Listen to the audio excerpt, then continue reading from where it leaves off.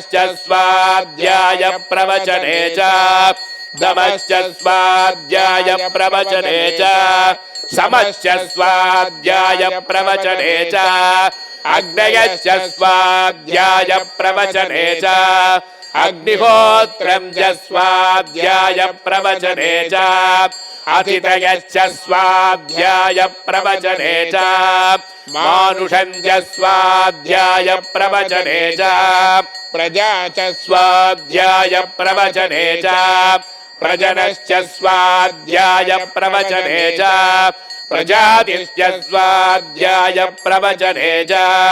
सत्यमिति सत्यवताराधीतरः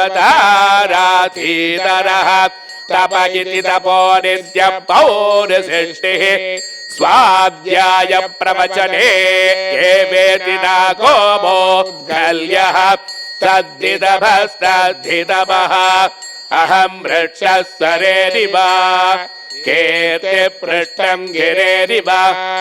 ऊर्ध्वपवित्रो वाचिनीवस्तमृतमस्मि द्रविणगुं सवर्चसं सुमेधा अमृतोत्थितः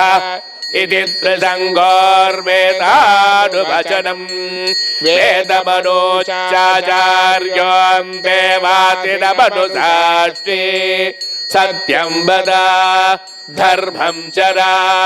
स्वाध्यायान्मा प्रमदः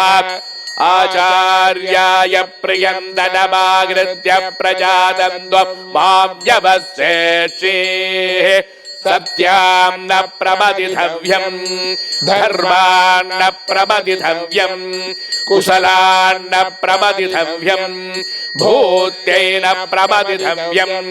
स्वाध्याय प्रवचनाभ्यां न प्रमदितव्यं देवपितृकार्याभ्यां न प्रमदितव्यं मातृते ओ भव पितृते ओ भव आचार्यते ओ भव अतिथिते ओ भव यान्यनवद्यानि कर्माणि तानि सेवितव्यानि नोगितराणि यान्यस्माकं सुचरितानि तानि त्रयोपास्यानि नोगितराणि एके चास्मत्रेयागुंसो ब्राह्मणाः तेषां त्वया तदेन प्रश्वसितव्यं श्रद्धया देयम् अश्रद्धया देयम्